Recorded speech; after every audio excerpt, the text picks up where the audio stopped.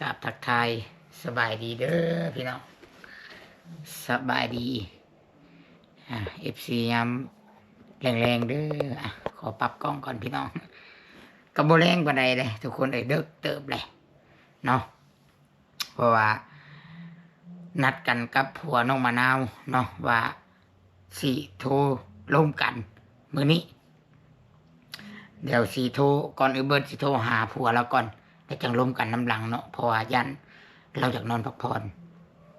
เนาะขอบใจพ่อแม่เด้อที่อยู่ทางสบายดีทั้งพ่อทั้งแม่ที่อยู่ทางฝั่งไทยและต่างประเทศบรรจุสุคนพี่น้องเนาะกำลังโทร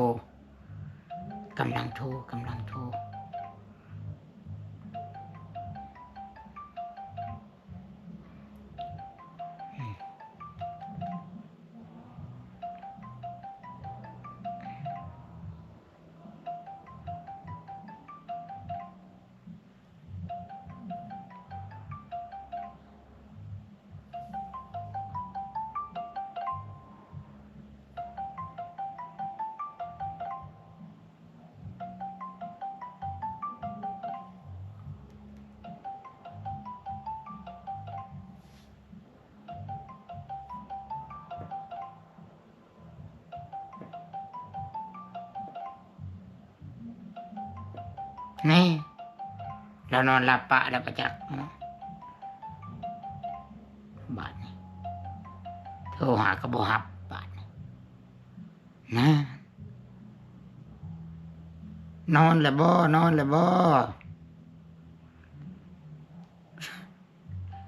ที่นี่มันยังโทรมาอยู่ได้ทุกคน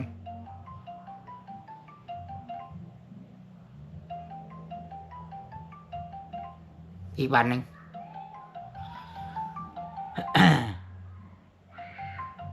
เพิ่นโทรมาส่งเชื่อแล้วตู้ชิดผัดไปมุกมาพี่น้องไปมุกทุกคนเนาะพาแม่ไปกวดสุขภาพแล้วก็ลงมาแต่รถมะนาวมาหวังแรงนี่มะนาวเอาสิ้นงัวมาให้ทุกคนมะนาวเอาสิ้นงัวมาให้หลังจากนั้นก็ตุชิดก็บอกให้มะนาวเมื่อเพราะว่ามื้อนี้ตุชิดคิดว่ายันบ่ได้ถ่ายคลิปมันดึกเด้ยันเป็นห่วงแล้วบัดเราเมื่อเนาะเรามาผู้เดียวตอนนี้มันก็8 โมงเด้ทุกคนก็เลยบอกแล้วว่าให้เราเมื่อก่อนมื้ออื่นจังมาถ่ายก็ได้ตุชิดบอกนะแล้วเอาสิ้นงัวมาให้หลายเติบสิ้นงัวนะแต่ตุชิดยังบ่เห็นดอกเดี๋ยวสิมื้ออื่นผู้ใดจังสิถ่ายให้เบิ่งทุกคนเนาะนี่บ่ฮับซ้ำไปทางใดดีเนาะ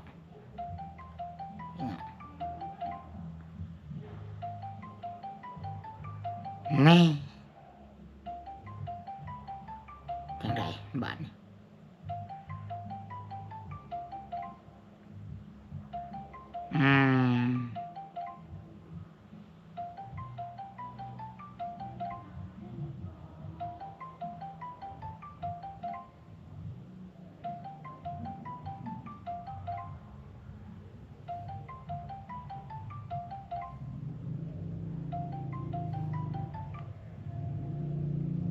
แล้วบ่ทันครับสงสัยเรานอนแล้วบ้านนี้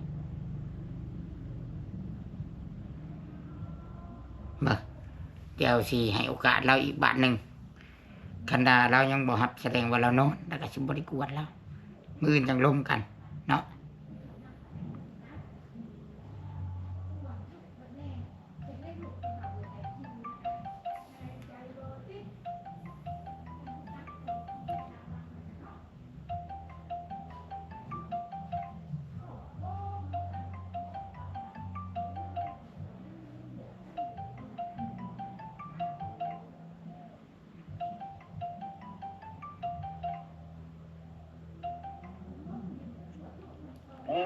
เอ้า เกือบปิดกล้องพี่น้องเอ้ยเนาะพอดีหาเทื่อมาจากโทรกินดิสบายดี FC แน่ไอ้เกด สบายดี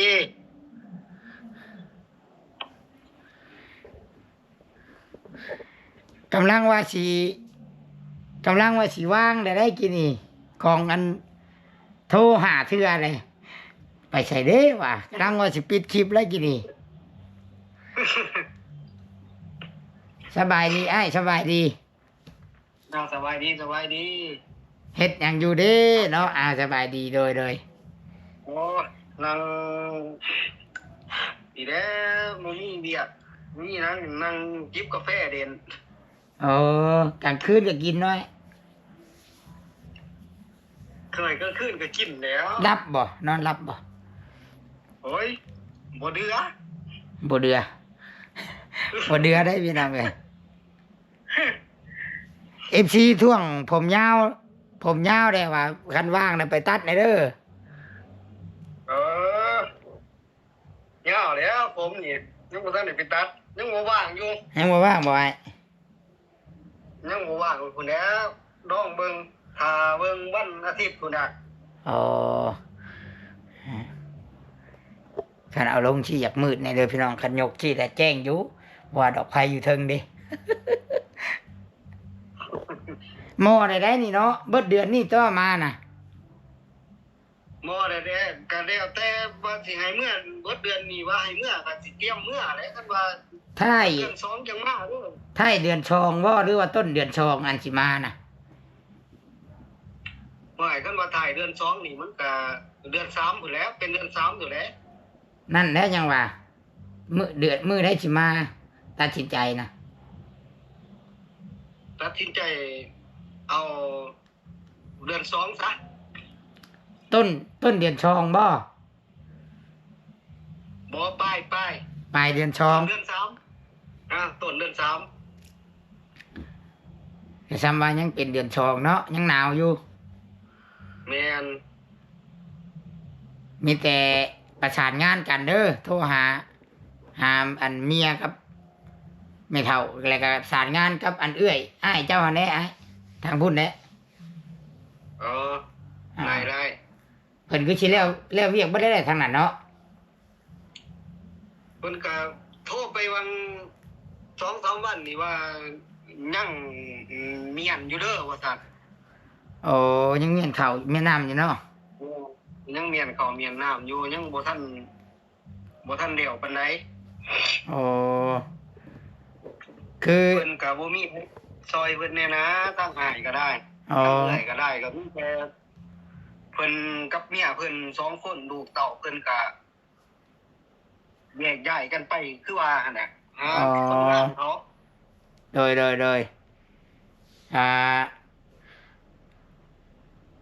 เฮากะคือว่าแหละเน้องพี่น้องคือข่อยกะเป็นคนกลางตัวชิดนี่กะบ่ได้ว่าเป็นคนตัดสินใจเด้อพี่น้องบ่ได้แม่นว่าเป็นคนที่ตัดสินใจว่า ต้องมื้อนี้ผูกแขนมื้อนี้ต้องเบาเกียรติมื้อนี้ต้องมามื้อนี้ต้องเฮ็ดจังซี่บ่แม่นเด้อพี่น้องก็คือว่า เพียงแต่ว่าเป็นชื่อแล้วก็ถามให้ถาม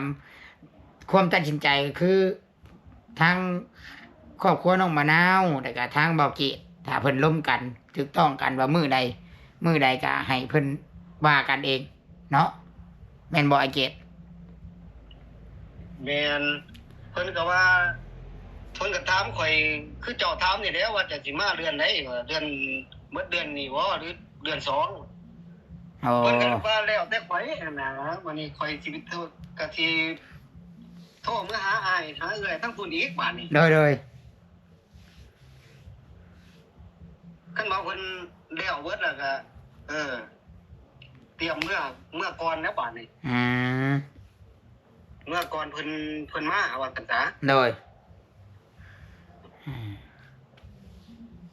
มันก็ยังบ่เฮิงดอกทุกคนเลยเนาะถ้าว่าทางอังกฤษเราว่าท้ายเดือนชองกะ คือตอนนี้นี่มันต้นเดือนหนึ่งเด้คิดว่ายังอีก ต้นเดือนนึง อีกช่องเดือนนะพอดีช่องเดือนโมเฮิงค่าเดียว เอาไว้อยู่ อันคือว่าพี่ช่างเห็นมะนาวเพิ่นมาหาเฮาเมื่อวานนี่ว่าติดต่อผัวบ่ได้แล้วก็คือว่าอันอยากถามว่าผัว คือว่าเจ้าสิฝากเงินมาให้เพิ่นบ่ในใดเฮาก็บ่จักดอกข้อยก็บ่จัก คอยว่าสิฝากไปให้อยู่แต่ว่าเดือนนี้นี่ได้เงินสดได้เงินสดเบิดทุกคนพนักงานอยู่ในนี่ โอ้เพิ่นจ่าย เงินโอนข้างในเงินโอนข้างในเงินโอนเขาบัญชีหั่นก็ได้โอนเมื่อให้เพิ่นไว้นะ โดย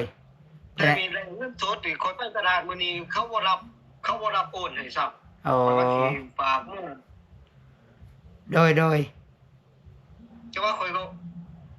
แต่ว่าจักสิเฮ็ดจังไดวะนี่ตู้โอนแถวข่อยก็บ่มีวะนี่ตู้โอนแถวใกล้ๆก็บ่มี โดยแล้วสิเฮ็ดจังใดเนาะมีแต่เจ้าคิดว่าสิ เก็บไว้ มีแต่ให้เฮาบอกเพิ่นว่ามันโอนบ่ได้ตามที่เหตุผลที่เจ้าบอกอันนี้เนาะ แม่น อืม ไปตลาดเขาก็บ่รับ โดย เขาบ่รับโอนเขาบ่รับให้บ่โอนให้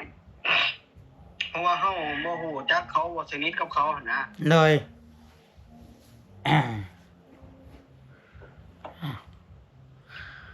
เพราะว่าเพิ่นก็มาได้วางแรงนี่ เพิ่นมาเพิ่นก็ถามว่าบางทีนี่ได้เพิ่นมาเนาะไอ้อันผัวโทรมาอยู่บ่เพิ่นว่าโทรมาอยู่ว่ะแต่ว่าไอ้ยังบ่ได้ถามให้ว่าเรื่องเงินน่ะเราฝากบ่หรือบ่ได้ฝากนะทุกคนตุสิทธิ์ก็บอกเพิ่นมานั่นแหละก็คือว่าเนี่ยเรามาดึกเรามาตอนนี้มันก็10เบิ่งเด้อเบิ่งโมงกันเด้อแป๊บหนึงเด้อตอนนี้มันก็18โมงเลยนี่นะมัน18โมงเลย 7:30แล้วตอนนี้7:30แล้ว มันตอนช่วงละมาน่ะสิวัง7โมงนี่แหละ มันก็ดึกได้7โมงบ้านเฮาเนาะไอ้เกียรติเนาะ ก็เด้อแล้วแต่อยู่พี่กันยังอันนั้น คนนอนเบิดแล้ว7โมงน่ะอยู่บ้านโคกน่ะคนนอนเบิดแล้ว ก็เลยว่า เมื่อช้านางว่าย่านมันดึกทางเมื่อว่าบอกเพิ่นน่ะเดี๋ยวมื้ออื่นจังว่ากัน แต่ว่าเรื่องผัวเจ้าเดี๋ยวอ้ายสิโทรให้ทางเฮาก็ทางข่อยก็เว้าแบบนี้ เพิ่นก็เมื่อ แม่นแล้ว เพิ่นเอาชิ้นได้มาให้เด้เดี๋ยวฮู้ข่าวอยู่บ่ข่าวร้ายนะฮู้อยู่บ่ โอ้แล้วน้องแล้วบอกเยี่ยมมันบอก เรียบร้อยแล้วว่ะ จังว่าโอ้ยโตพ่อสิได้แนวก็ตายไปก่อนสับ แม่นยังอีกประมาณ มันตัวยังโตเกิดใหม่นี่มันเป็นตัวเทิกบาดนี่ จักสิเพนอะไรบาดนี้เนาะ มันบ่แพ้แล้ว คันว่ามันบ่เป็นหยังนี่คิดว่าอีกปี2ปีมันได้ลูกได้โตนี่ มันได้รู้มันก็ได้แนวมาอีกน่ะจังว่าโอ้ย งัวซ้ำเนาะโตแม่ซ้ำโอ้ยแพ้คือหยังนี่ จังว่าคิดว่าย่านขี้เข็บคบมีงอดตอดมันบ่ เฮาก็ว่าซั่นแหละซั่นก็งูเนาะงูเห่าเนาะ มันก็งู ซั่นก็งูมีพิษ บ่คันเพิ่นเบิ่งเป็นนั่นมันก็เบิ่งออกอยู่ดอกคันงูครบมันสิโตมันก็สิไข่ดึงๆก่อน มัน เพิ่นว่ามันนอน มันบ่ลุก2มื้อเฮ็ดสำงาบอยู่เพิ่นว่า โอ้ยย่านมันเจอมีงอดแล้วสัตว์ เฮารถไปถ่ายคลิปรถเฮารถแย่งอยู่เด้โอ้พี่แล้วอันนี่พี่ตุ้ยแล้วใหญ่แล้วอ่ะ อีกปี2ปีนี่ก็ได้ลูกนะคิดว่านะ มันเป็นแบบนี้ใช่ซ้ำเนาะ เป็นแบบนี้ซ้ำเดี๋ยวได้อย่าเฮ็ดอย่าได้คันบ่ทำใจ โดย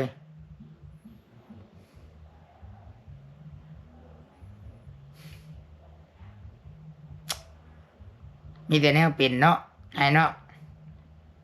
มีแต่แนว อ่ะครับบ่เป็นหยัง คันว่า เพื่อ คันว่าอัน เนี่ย คันว่าคนมันยังเฮ็ดนี่บ่แม่นดอก ต้องมีเนื้อตอดหรือว่ามันโชว์งัวน่ะบ่แม่น ดอก บ่แม่นคนเฮ็ดดอกบ่มีไผดอกเฮ็ด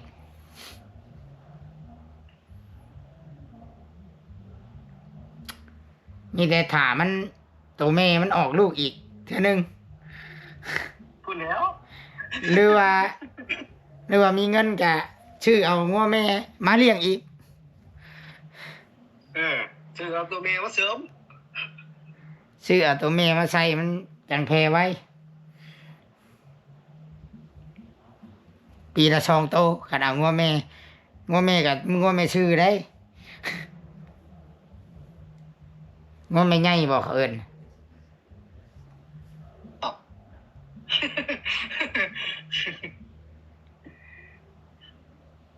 เมื่อยมื้อนี้ก็ยันเพิ่นมาตอนเว้นเพิ่นก็มาหาอยู่แต่ว่า ไปมุกแต่เช้าพู้หาเรามานี่เฮาก็ได้ ปากนี่โพงอีแล้วปากนี่ เตะบานแข้งแดด2 มือไข่แตกไข่ออกเลยพี่น้องเอ้ย เรื่องปากจะหันเปื่อย ปากเปื่อยมันเฮาพักผ่อนบ่เพียงพอบ่ซั่นซะไข่หอนใน โอ้ยก็ไปฟันตัวอย่างดูหามาแปะ เจ้า เปื่อย เจ้ากัน ข้อซ้ำมันบอก เจ้าก็จังได๋ก็รักษาสุขภาพมันแหละ เลย เพื่อ รักษาเนี่ยอยู่แล้วสอย รักษา บ่ สุ ได้ ข ไปทาง ภาพ ไหน เนี่ยอยู่แน่กินมันระวังเด้เนาะอยู่ผู้เดียวซะ อยู่คนเดียว อยู่ผู้เดียว อยู่เนี่ยกินกับวัดแนวกินเนี่ยกันย่างไปตลาดนี่นะ เนี่ยอยู่แน่กินก็ระมัดระวังได้เนาะเป็นห่วงกินแนวเจ็บท้องเจ็บหยังเฮาก็บ่กิน เออ อยู่ผู้เดียวได้พี่น้องบ่มีคนเบิ่งเด้เป็นห่วงเด้ อยู่ ค คน นเดียวนิ่งไว้มันก็ตัวใครตัวมันได้นี่อยู่นี่ ต้องระมัดระวังเนาะเอาตัวรอดเนาะบ่ได้ไปลิ้นเนี่ยเราบ่ได้ไปลิ้นไปหัวทั้งใดเลยพี่น้องเลิกงานมาได้ก็เลิกงานมานี่แม่นนอนแม่นบ่อยู่ห้องนอน นอนเลย โทรทัศน์มีบ่โทรทัศน์ บ่ ลิ้นโทรศัพท์แล้วก็แล้วเนาะ ข่อยเบิ่งหนังในโทรศัพท์ข่อยแล้วก็แล้ว เบิ่งอยู่โทรศัพท์แล้วก็แล้วบ่จำเป็น แม่น บ่จำเป็นต้องมีก็ได้อันนั้นโทรทัศน์กูมือนี่โทรศัพท์ บ่ได้สู้เบิ่งดอกหนังฟังเพลงมีแต่ฟังเพลง โดยมีแต่ว่าเรื่องเงินน่ะแม่นสิบอกเพิ่นว่า บ่ได้โอน บ่ได้โอนเนาะ บ่ได้โอนบ่ได้ฝาก โดยเอามีหยังสิฝากถึงผู้รักผู้ใหญ่พ่อแม่ FC บ่สิปิดคลิปได้นี่ มันดึกแล้วสิลงไปเอาลูกสาวก่อนเพิ่นให้แล้วอยู่ตารางน่ะ บ่เออเดี๋ยวก็ฝากถึงผู้ใหญ่ผู้รักผู้ใหญ่เพิ่นที่เพิ่นเป็นห่วงเนาะ โดย ขอบคุญขอบคุณหลายๆที่เป็นห่วงเป็นใยว่าซั่นซะ โดย ก็ขอให้มีสุขภาพแข็งแรงผู้ขายเองก็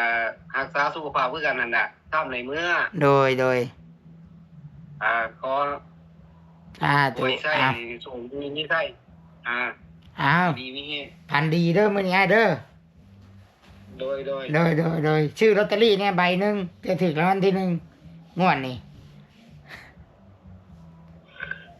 อ้าวบ๊ายบายไอ้ โอ้ยไว้บอกว่าเรื่องลอตเตอรี่นี่ก็บ่อยากปานใดเด้ อ้าวพี่น้องไอ้เนาะโอ้ร่วมกันไป ความเป็นห่วงเป็นใยอยู่ผู้เดียวเนาะ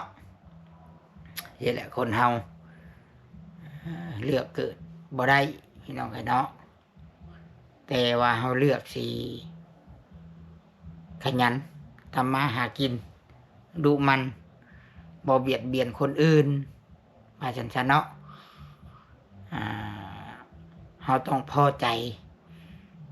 ในสิ่งที่เฮามีพอใจในสิ่งที่เฮาหาได้อยู่กับปัจจุบันให้มีความสุขพี่น้องเอ้ยเนาะโดยที่บ่เบียดเบียนคนอื่นเนาะบางเหตุการณ์หรือว่าบางคนโดยอันนี้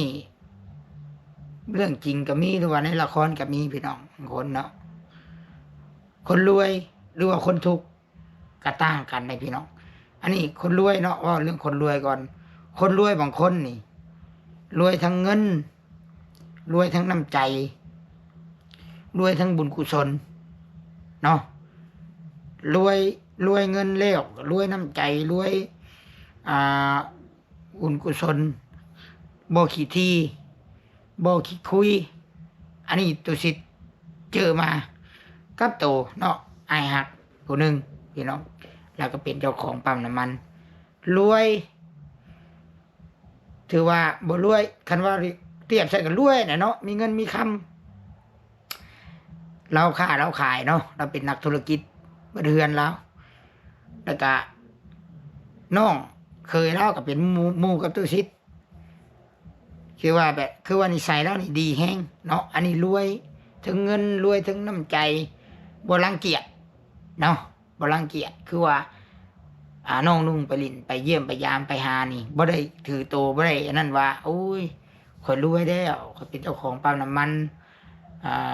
เงินคำข่อยนี่มีใช้ข่อยบ่ชนได้กับคนทุกข์หรือว่าคนธรรมดาทักทายข่อยเฮ็ดบ่ได้ยินบ่ได้ชนอันนั้นก็สิทธิ์ของเพิ่นแต่ว่าคนที่เขามีจิตใจดีเขามีวุฒิภาวะเขามีความรู้เขาบ่ยิงบ่ทะนงโตบ่ยะโสโอหังบ่โอ้อวดบ่เว้าใหญ่พี่น้องไอ้เนาะอวดได้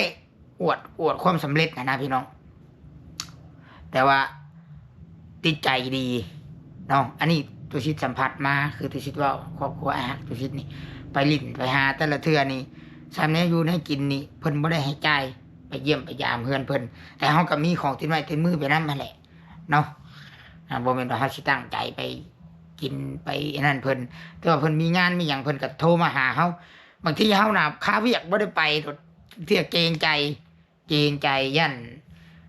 เพิ่นสิว่าเฮานี่ป้าทิ่มหรือว่าเฮานี่บ่ไปใกล้เขียนให้เพิ่นบ่ได้แม่นบางทีนะตัวชิดเองกัดค้าเวียกลูกน้อยเพิ่นโทรมาตลอดงานอันนั้นงานอันนี้มาเด้อปั๊มน้ำมันอ้ายเด้อมาเด้ออันเฮือนอ้ายเด้อผูกแขนเด้อแต่ว่าเฮาบ่ได้ไปบางทีก็โอนเงินไปซอยนะแต่มาเปรียบเทียบใส่คนรวยอันนี้พี่น้องคนรวยคนมีเงินแต่เบียดเบียนคนอื่นก็มีพี่น้องมีแต่จำพวกนี้เฮาจะหลีก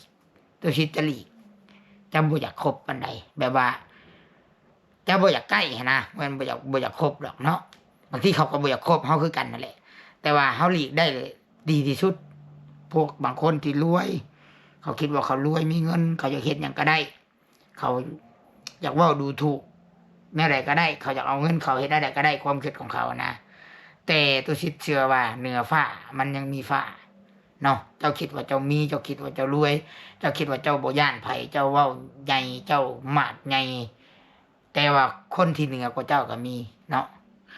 เพียงแต่ว่าเจ้าก็ยังบ่ได้เจอต่อหั่นแหละว่าง่ายๆใช่เนาะคนจำพวกนี้ที่ถ้าเจอแบบคนใหญ่คนโตหรือว่าคนมีอำนาจกลัวคนมีเงินมีความกลัวมันก็เลาะคือกันพี่น้องมันก็หลีกเวลาเจอนะอันนี้เหตุการณ์จริงเนาะกันแหละก็เว้ากันลิ้นพี่น้องต่างกันได้คนรวยก็ต่างกันนิสัยแล้วก็การแบ่งแยกกันนั่นบางคนก็คือว่าแหละเบียดเบียนคนอื่นดูถูกคนอื่นเฮ็ดใจคนอื่นเนาะโดยที่เอาเงินตัวเองไปใช้ในทางที่ผิดเพื่อเบียดเบียนผู้อื่นบางคนบัดนี้มีเงินไปทำบุญช่วยเหลือเฮ็ดให้น้องนุ่งหักแพงหักสามัคคีสอนน้องสอนนุ่งไปในทางที่ดีเฮาบ่ฮู้ว่าเพิ่นเฮาก็บ่ถามว่าเพิ่นเอาเงินเอาคำมาสิเพิ่นรวยจากไสเพิ่นก็ค้าขายเพิ่นเฮ็ดเนี่ยเพิ่นจังมีเนาะ แต่ว่าเฮาคบกับเพิ่นเฮาได้ความรู้จากเพิ่นสอนเฮาในทางที่ดีเพิ่นแนะนำเฮาในทางที่ถูกเฮาเบิ่งได้อ้ายผู้นี้ควรนับถือเฮาก็นับถือฮักแพงเพิ่นจื้อเพิ่นไว้คือตุสิทธิ์นี่ไผซอยไผบ่ป้าบ่ทิ่มแล้วก็ไผที่เว้านำเฮาเพียงแต่ปากซื่อๆเฮาก็จักคือกันเฮาก็เบิ่งสังเกตเอาเนาะพี่น้องเนาะแต่ว่าบางคนรวยก็รวยซื่อบางคนก็อายุใหญ่ซื่อๆเฮาก็บ่อยากนับถือปานใดเนาะเพราะว่ามันหลายอย่างพี่น้องเนาะ อันนี้สังคมของมื้อนี้มีที่สิ่งที่ตุสิตเว้านี่ตุสิตเชื่อว่าทั่วโลกนี่มีคือกันเบิดแบบนี้เนาะและคนจนก็คือกันพี่น้องผู้บางคนก็จนทุกข์ยากฮู้จักความฮู้จักควรเฮ็ดจังใดเฮาทุกข์เฮายากบางคนทุกข์ยากก็บ่จักความก็มีเนาะนี่ก็ล้มกันลิ้นเด้อพี่น้องเด้อ มันเลิกแล้วบัดนี้พี่น้องตุสิตก็สิลงไปนอนก่อนพี่น้องเนาะสุดท้ายนี่ก็ตุสิตก็ขออวยชัยพรเด้อเนาะขอให้ทุกคนที่เบิ่งคลิปของตุสิตแต่ต้นจนจบก็ขอให้ทุกคนอยู่ดีมีแรงเด้อสุขภาพแข็งแรงบุญรักษาเทวดาคุ้มครองเด้อเงินไหลนองทองไหลเข้าเนาะก็ขอบใจอีพ่ออีแม่ปู่ย่าพ่อเฒ่าแม่เฒ่าเอ้ยอ้ายเบิดทุกคนที่อยู่ภายในและก็ต่างประเทศอยู่เคียงข้างตลอดมาบุญกุศลที่ตุสิตได้เฮ็ดได้สร้างขอให้ทุกคนได้นำกันเด้อสาธุสบายดีเด้อสบายดีรับฝันดีเด้อมื้อนี้บ๊ายบาย